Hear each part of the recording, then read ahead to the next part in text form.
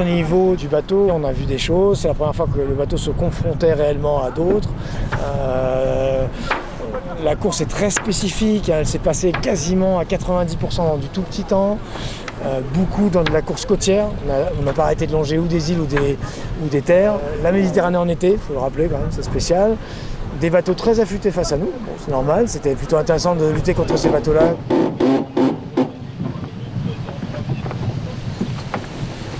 On y va? Allez, ça roule! C'est beaucoup de temps passé sur l'eau, beaucoup de manœuvres de fête. On a passé pas mal de temps sur la plage avant avec Bambino, donc j'ai pu vraiment me familiariser avec toutes les manœuvres possibles et imaginables. Donc je me sens vraiment à l'aise maintenant sur le bateau. Et c'est vrai que l'expérience des marins qu'il y avait à bord a été vraiment très profitable pour moi.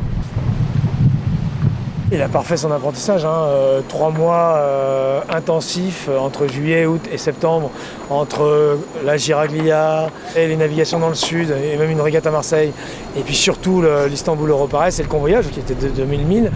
Forcément, il a parfait son apprentissage. Après, est-ce que je vais pouvoir compter sur lui sur la Jacques Vabre? Oui, j'espère bien. Il va continuer la préparation physique en octobre. Tout l'ensemble de ce qu'il a vu en 2009 va s'additionner début novembre. Et après, il va y avoir le psychologique, c'est-à-dire la niaque qu'on met dans la course, l'envie, mais l'envie, je pense qu'elle est là. Et tout ça va faire un ensemble qui fait que moi, je suis raisonnablement optimiste. C'est un drame là, On a un mois devant nous de préparation où il va falloir travailler sur la météo et sur la préparation physique pour nous et puis pour l'équipe technique, préparer au mieux le bateau. Donc c'est un beau mois de travail qui nous attend.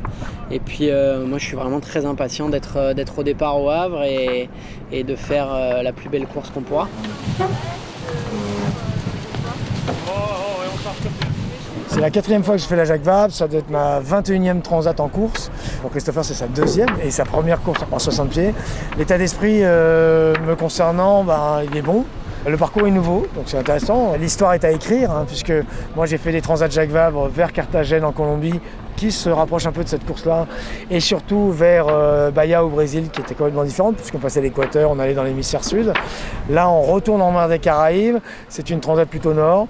A priori, une transat, je l'espère, plutôt pour notre bateau. Bon, tout dépendra de la météo qu'on rencontrera. Et à titre personnel, je suis à 1000%, quoi. Je suis à 1000% de mes possibilités, de mes envies et de mes désirs. Je ne dirais pas que je suis animé par un esprit de revanche parce que je n'aime pas le terme, mais par contre j'ai une grosse énergie à mettre dans cette course, une grosse volonté, et j'ai très très envie que les salariés de DCNS, que le groupe DCNS dont je fais partie maintenant, soient fiers de leur bateau, soient fiers de la course qu'on va réaliser avec Christopher.